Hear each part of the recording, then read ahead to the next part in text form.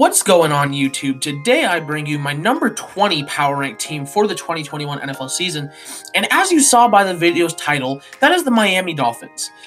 Similar to a lot of other teams, they are a team full of young talent, a team that looks very bright for the future, but there's just a few too many pieces for me that I don't feel will work in order for them to really reach the playoffs this year. I know they were really close last year, but I still just don't see it quite yet. But the future does look promising. So without further ado, let's get into it. Starting off the wide receiver position. This is a very, very good wide receiver position. We've had a lot of good receiving cores the last few videos. This is one of the best. I mean, your starter is going to be Will Fuller. I know, maybe Dolphins fans are going to want Devontae Parker, but when he's healthy, when he's not in trouble, Will Fuller is a fantastic receiver. He'll be your number one. Your number two at that point is Devontae Parker, who as a number two is one of the best number twos in the NFL. And then as your number three, like your slot guy, Jalen Waddle, that's great because that's exactly where he should be, is your starting slot, like your number three for right now.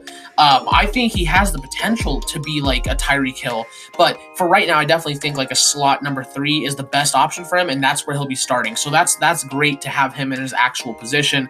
And then beyond that, you have a ton of great depth. Lynn Bowden, Preston Williams, Malcolm Perry, Jakeem Grant, Allen Hurns, Albert Wilson, Matt Collins. There is a lot of very good, very young depth here. So you add, when he's healthy and when he's out of trouble, a really good starter, a really good number two, a really good rookie in his natural position, and really good depth. I mean, this is an A+. Like this is the first A+ I think of our entire series so far, but this is a fantastic room. I know I didn't give the Cowboys even this high a grade, but that's just because the depth was kind of lacking. I still think that the Cowboys top three is better than the Dolphins top three, but with the Dolphins, when they have this extremely good depth, it's an A+. Like this is still a great starting three and some amazing depth, so that's going to be an A+ for me there. Then moving on to the offensive line. Left tackle, a lot of people hate on Austin Jackson, and I actually liked some of what I saw last year. I think he's a guy that give him another year or two, and he will shine. So I really like Austin Jackson. And then behind him, you got Jesse Davis, who could play right or whatever, but you brought in DJ Fluker. Jesse Davis, though, as your backup, also really, he's a pretty serviceable backup. So you have a guy that I think does hold a bunch of potential and a pretty decent backup. That's going to get you a C+ right there. Left guard, Liam Eichenberg. I know a lot of people think he'll switch to guard. I actually think the correct move, I guess we'll go over that right now. I don't think the way they have this set up is the way that the Dolphins should do their O-line. What I would do personally is I would move Liam Eichenberg over to right tackle, move Robert Hunt into right guard, and then you have Solomon Kinley behind him, DJ Fluker behind him, behind Eichenberg. I think that makes your offensive line a lot better right there and there. I mean, because Robert Hunt was okay last year, but I definitely think he's more of a guard. You move him into guard, I think he'll excel and play. Solomon Kinley is a guy that I would like as a backup, not a starter. And Liam Eichenberg was one of my favorite guys out of this class. So I think that'd be the correct way to do it. So we're just going to go off of that. So left guard is going to be Michael Dieter and Jermaine Elamooner, I believe is how you say it. You have a meh starter and a meh backup here. It's very meh, but when there's not even someone that really should be starting here, it's going to get you a D. It's not a very good room. Eric Flowers was a little bit better than Michael Dieter, but not by much. So you took a bit of a downgrade, but it wasn't, it's still not the best in the world, but it's going to get you a D there. Center, you brought in Matt Skura from Baltimore. I mean, not a good choice. Once again, Ted Karras was not very good. He was definitely better than Matt Skura, though. Matt Skura was god-awful last year for the Ravens. So bringing in him in, I was not a big fan of, and you've got literally no depth behind that. So unfortunately, this is an F because Skura is just pretty terrible, and there's no depth behind him. So yeah, the center position is going to get an F there. Moving on to right guard, like I said, we'll have Robert Hunt starting here, Solomon Kinley behind him, and then Adam Pankey as your three. That's a really, really good room right there. I think, again, Robert Hunt moving into guard, I think would make him into like a top 20 guy. I really think he has that potential at guard. Solomon Kinley as a backup is great, and Adam Pankey as a three is probably one of the best number three offensive linemen, not just guards, offensive linemen in the NFL. So you put all that together, that's a really good room to have right there, and that's going to get you a B+ because I can't say for certain Robert Hunt's going to be a top 20 guy. He still hasn't like shown that per se. So it's not quite an A, but a B plus though. That is a really good room at that point. And then right tackle, like I said, you have Liam Eichenberg starting over here, DJ Fluker behind him, and then Jonathan Hubbard. Also a very good room. DJ Fluker obviously been declining a bit with Baltimore, but he was serviceable at times last year. Liam Eichenberg, like I said, I loved him. Coming out of college, I'm not sure why he fell because he truly like has everything you'd be looking for in a tackle. Coming out of the draft, he is super NFL ready, so that's why I think he can start at right tackle day one. So that is a great young guy to have there. DJ Fluker behind him. And again, Jonathan Hubbard is a 3, is a really good 3. So you put all that together, this is also going to be a B+. This is a very good room right here as well. So you add that up, the whole offensive line, it's very meh right now. I mean, obviously, Jackson hasn't shown a bunch. Dieter's meh. Skura's horrible. But, Robert Hunt, again, I think has a lot of potential at right guard. Liam Eichenberg, I think, has a lot of potential at right tackle. The offensive line is, like, really close to middle of the pack, but it is kind of leaning on the lesser good lines in the NFL. Definitely something that you could still upgrade moving forward. But like I said, I like Jackson for the future, and I think they've got some nice pieces in place at least. Moving on to the tight end position. Mike Gesicki, obviously, is going to be your number 1. Your number 2, probably going to be Hunter Long, and then your number 3, probably going to be, Durham Smythe maybe, but I feel like it'd probably be Adam Shaheen.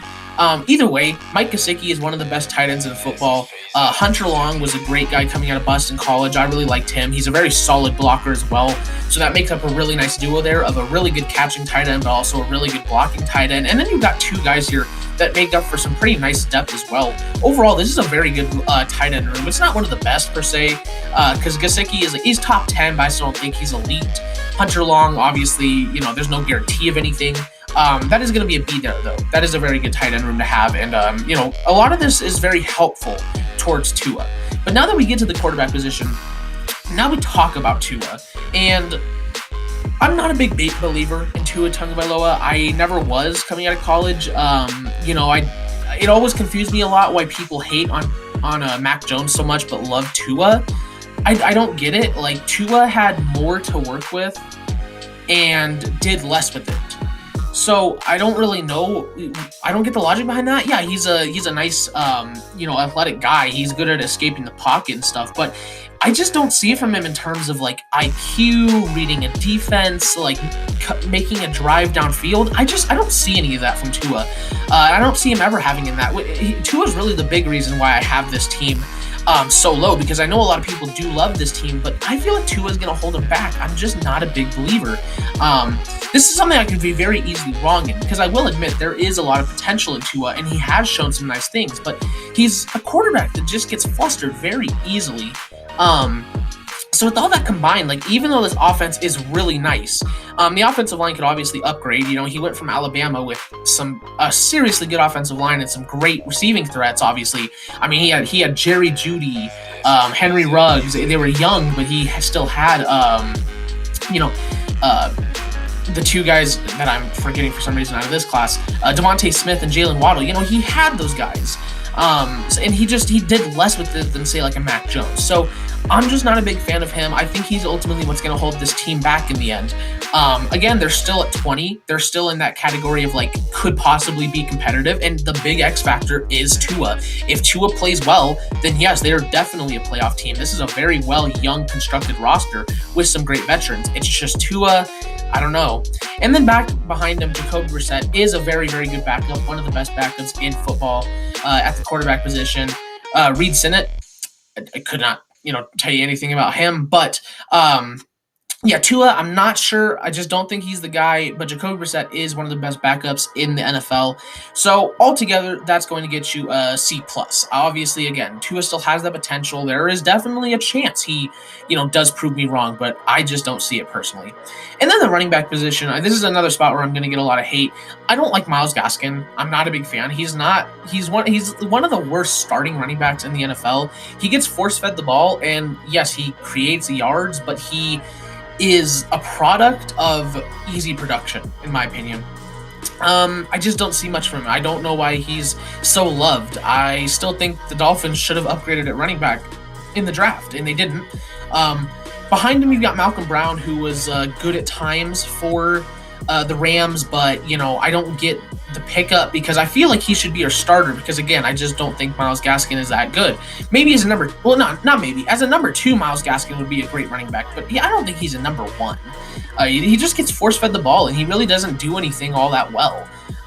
So with that, it's a decent room. There's not really anyone behind them. Patrick Laird is a fullback if I'm correct, but it's just not a very good room here. So it's going to get you a C-. They're capable guys, and obviously they still make production. I just don't think Myles Gaskin is one of the best running backs like a lot of people think. And I know people don't think he's one of the best, but I don't get the love for him personally.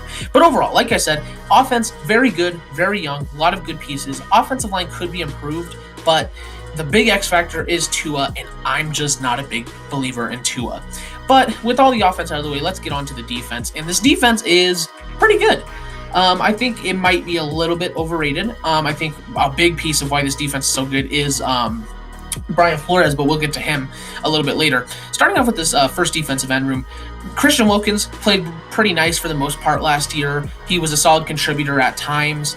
Jason Strobridge was a decent pickup in the draft last year. Was no one ever special. And then Nick Coe, kind of same case scenario. He's just not really anyone special. Obviously, you've got some okay depth behind Christian Wilkins, who obviously has a bit of upside as well.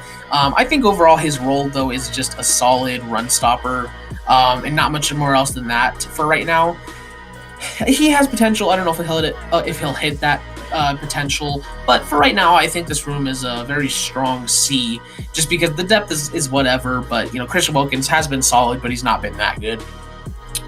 Defensive tackle, you're probably starting Adam Butler here. I do love Raekwon Davis, but you're probably starting Adam Butler. Just a more established starter that just knows the game a bit better. I do like Raekwon Davis, though. He is another guy that also has a ton of upside. You've not really got anyone behind those two, though. Adam Butler himself is not the best starter in the world. I still think he's better than Raekwon Davis right now. Davis is a nice young guy to have as your backup over there, though. So overall, that is also going to get you a C as well. It's a very meh room. And then the other defensive end room. See, your number 2 is going to be Jonathan Ledbetter, more than likely. And the other two guys are whatever. Jonathan Ledbetter himself is whatever as a backup. But Emmanuel Ogbah was fantastic last season. He was secretly one of the best players in football last year. He was crazy. Not even just his production, but he was dominant in the run game. He just was everywhere. So that was a fantastic pickup for them. He played great. We'll see if he redoes that. So with that alone, again, the depth here is whatever, but Emmanuel Ogbah was fantastic. If he can keep that up, that is great. So for right now, this room is going to be a B-, but if he keeps it up, it'll go up. Then the linebacking room. And at your outside linebacker position here, the Dolphins run a bit of a weird defense, sort of similar to the Giants in a way. But at your outside linebacker position, you're probably going to be starting Brennan Scarlett, I'd imagine. I think I prefer him over Van Ginkel, but you could start Van Ginkel. Just a fun name there. Yes, Brennan Scarlett, whatever, as a starter, he's okay. I wouldn't consider him good, but he's okay. And then Van Ginkel, though, if you do have him as a backup, is a really good backup. Same with Scarlett. If he's your backup, he's a very good backup. And then across from them, no one really behind him, but Jalen Phillips. This is a guy I want to talk about really quick. If you didn't ever watch my edge ranking videos for the last draft class, basically Jalen Phillips, in my opinion, was one of the best players in the draft class this last year. Injuries were just a big issue because he had a lot of concussion issues when he was with UCLA. They forced him to stop playing football. He took a year off, and then he spent his last year with Miami, where concussions didn't look like an issue at all, and he played dominant. I fully believe that if Jalen Phillips would have never dealt with injury issues, this guy would have been a top 3 pick probably in this last draft class, and that's considering we had Trevor Lawrence, Zach Wilson, Kyle Pitts, Trey Lance. Jalen Phillips, in all honesty, could be the best player out of this draft class. I've said that about 4 different guys. That's Penei Sewell, Jalen Phillips, Trevor Lawrence, and Kyle Pitts. Any one of them could be the best player in this class, in my opinion. Jalen Phillips has a legit shot because he is an extremely explosive athlete. He is super smart. He's got an incredible arsenal. just all around, he uses power nice. Like all around, Jalen Phillips is the total package. Now I'm not sure exactly how well of a fit this is for Jalen Phillips. He'll play outside linebacker for sure, but the Dolphins kind of like to drop their outside linebackers into coverage a bit more than normal. And Phillips isn't exactly fantastic in coverage. He played a lot more hand in the dirt at Miami. Not a lot more, but he did play hand in the dirt. So he's capable of playing like defensive end, but obviously they already have their guys there. So I'm interested to see the scheme fit, but regardless, this is my pick right now for Defensive Rookie of the Year. Jalen Phillips, if he stays healthy, is going to be a fantastic player in this league. So Jalen Phillips, across from either one of these guys, either one's going to make a great backup. This is going to be a B+ for me right now. This is a really solid room, mostly just because of how good Jalen Phillips is and the fact that this is a really nice duo right here. But overall, it is going to get you a B+. And then linebacker, Jerome Baker could be your starter. It could also be Benardic McKinney. He was a nice trade that they made with Houston. I think he's a really nice scheme fit in this Dolphins defense. Jerome Baker got himself a big extension this offseason. Apparently, teams are starting to really value the linebacker position. Guys like Fred Warner, Bobby Wagner, Eric Kendricks, Demario Davis.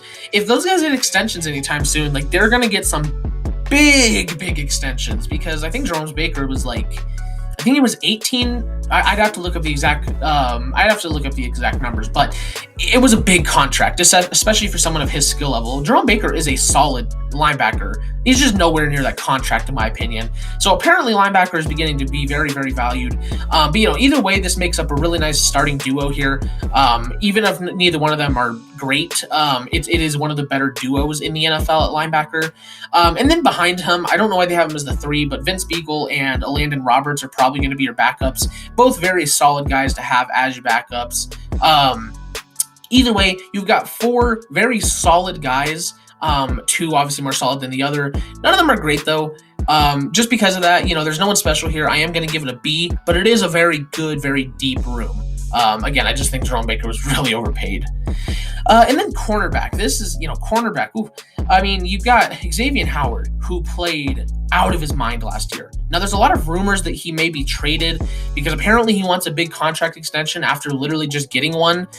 Because, I mean, in all honesty, in all fairness, yes, he played at an elite level last year. I think he had 10 picks, which led the league. He was shut down. He was the meaning of shut down last year. Honestly, could have won Defensive Player of the Year. He was fantastic. But apparently the Dolphins really don't want to pay him. So apparently there's a legit chance he gets traded. No idea where he'd get traded. The immediate teams that pop out to me are the Cardinals and the Vikings. But either way, for right now, he's on the roster. He's one of the best corners in football. He is fantastic. Your number 2 going to be Byron Jones. Byron Jones. Byron Jones, I was never a big fan of him. I said this about Chidobe Awuzie in the Bengals video. I feel like for some reason, I'm just not a big fan of these Cowboys corners that leave Dallas and then get paid big money. He is solid. I don't think he's that good, though. I don't think he's worth the contract he got. I think, being a number 2 helped him out a lot because, that's where I think he belongs, is a number 2. But if they force him into being a number 1 when if Xavier Howard gets traded, I don't know how I would feel about that because I just don't like Byron Jones as a number 1. But as a number 2 for right now, he's fine. And then your nickel, your slot, whatever, is going to be Justin Coleman, who I think is a nice fit in this Dolphins defense as well. Brought him over from Detroit. I like that pickup for the Dolphins. He's a really solid guy to have there. Great number 3. And then beyond those guys, Noah Igbinoghene was kind of a wasted draft pick. Was a big reach and still doesn't really show any upside, to be honest. Nick Needham, whatever, but Jason McCourty, although he's definitely been declining recently, still is a very solid corner, and especially having him as your number 4 there in Miami, that is a great, fantastic number 4. So overall, this corner room, once again, pretty deep, a lot of young, good talent. Hopefully Xavier Howard doesn't leave, because if Xavier Howard leaves, not only does that make a big impact on the secondary, that makes a big impact on this entire team, to be honest. So hopefully he doesn't get traded for the sake of these Dolphins. But either way, for right now, this is a fantastic corner room. So this is going to get you an A for right now. Free safety, Javon Holland. He was my number one safety in the class. He was for a while, and then everyone slowly fell in love with Javon Merrig. I never did. I always stayed on the Javon Holland hype train. He ended up going as the first safety to the Dolphins. Once again, I think this is a fantastic fit. I really, really love the fit here with the Dolphins. He's an insanely athletic dude. I think if he would have played this last year, he would have been a first-round pick because he's that kind of a talent. Either way, Javon Holland is an insanely talented dude, and I think the Dolphins are, again, perfect fit for him. So I expect big things from Javon Holland this year. I think he's going to be another great piece that makes this defense elite once again. And then behind him, Brandon Jones, whatever, but I did like to pick up Trill Williams, undrafted free agent. He's an interesting guy to, kind of keep your eye on. But for right now, he is a nice depth piece to have. So overall, this free safety room, you got two really nice young players and a decent backup. So for right now, that'll get you a C+, but could definitely raise by the end of the year if Holland is that good. And then strong safety, Eric Rowe going to be starting for you. Behind him, Clayton Fejedelem is how I'm going to say it right now. If that's not right, correct me. But either way, Eric Rowe, solid guy. Could definitely improve here. But he's solid. Clayton as a backup, solid. Overall, it's solid. So C+ as well here. But, I don't really see that getting any better. The free safety room could get a lot better. I don't really see the strong safety room improving any much unless you actually improve it with another player. But for right now, like I said, this defense, it is scary. It's a very, very good defense. A big part of that, again, coaching. We'll get to that in a second. But this is a very, very good defense. It's all about Tua. For this team. And then special teams, Jason Sanders, one of the best kickers in the NFL. Michael Pilardi, very solid punter. Your kick returner, probably going to be Jakeem Grant, but it could be different guys. I mean, it could be Preston Williams, Albert Wilson, whatever. But yeah, so overall, like I said, team very talented, very young, super depthy. There is a lot to love about this team. I think Tua's going to hold him back. I don't think Tua's the guy. As soon as they find their guy, though, this is another team. There are a lot of teams in the NFL right now that they're just a quarterback away. The Giants, the Jets, the Broncos, Washington, the Dolphins, the Colts. I think that they're all teams that are insanely good teams. They're very talented. They have great coaching. Most of these teams, they have great coaching, but they're just lacking that quarterback. And Tua, I feel like, is probably the second out of the teams I just listed, probably the third most likely guy to kind of prove me wrong, in my opinion, but I don't see it from him. I just don't see it from Tua. I just don't think he has it. Jacoby Brissett, I don't believe would lead you to anything else either. So great, super deep, talented team. Defense is going to be elite. Tua is going to hold him back.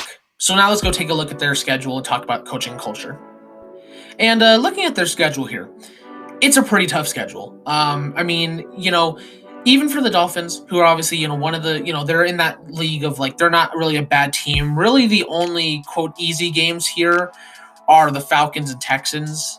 The rest are either toss-ups or losses, to be honest. Even the Raiders, I think, could be competitive with this. Well, even the Raiders will be competitive with this team.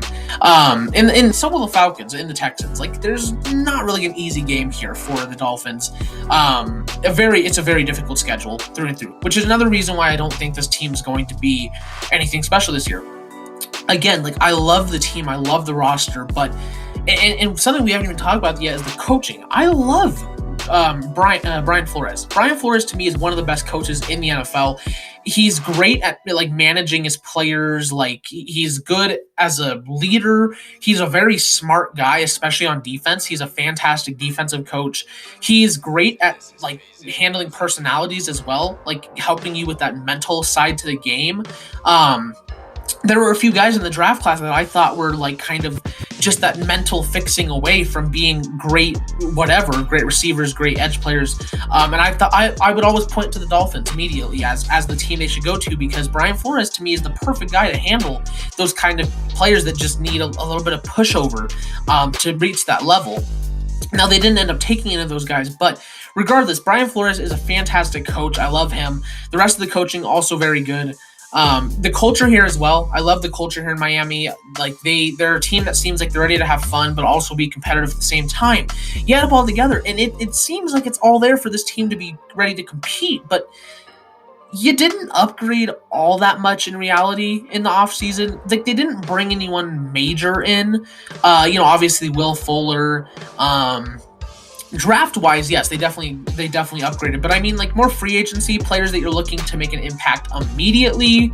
Will Fuller and Benardic McKinney are really the only guys that show up. I mean, obviously, again, you drafted some great guys, but they're not really, you can't expect them to make an impact right away. So in terms of, like, improving the team for this year, they didn't really, honestly, and not enough at least.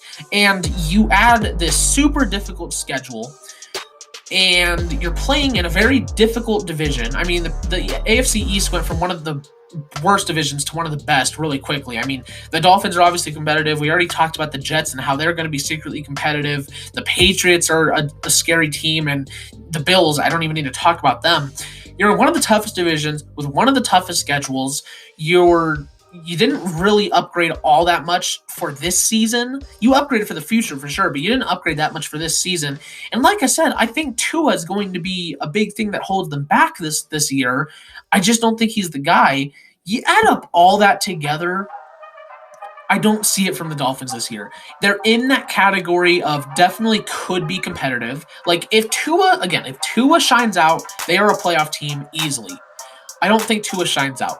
You add everything else on top of it. I feel like 20 is right where the Dolphins belong for right now. I know a lot of people love them, but I think those reasons are enough to have the Dolphins here at number 20. But that is the video. If you guys liked the video, don't forget to leave a like, subscribe, and hit the notification bell so you never miss an upload. Thank you guys so much for watching, and I'll see all you guys in the next video. Bye-bye.